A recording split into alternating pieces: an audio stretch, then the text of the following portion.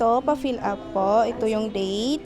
Dito yung kung ano yung applyan mo, kung maid or yaya. Kung okay ka po sa dalawa, pwede mong isulat maid/yaya. Tapos ito po pangalan, yan. Tapos dito po pangalan ng anak, lahat po ng anak po ninyo, dito po. Tapos ito yung experience po ninyo. Lahat po ng experience. Then, yung Facebook account po ninyo, email account kung meron, contact number mo, contact number ng husband mo. Then ito po, magbigay ka po ng 4 na contact person in case of emergency. Pwede yung anak, kapatid, pinsan, kaibigan, ganun. Basta 4 po. Tapos ito, valid ID, yung ID number. Tapos itong part po, huwag mong sulatan. Tapos dito, pakibasa, pangalan, firma. Pahiram na lang po ng requirements na dala po.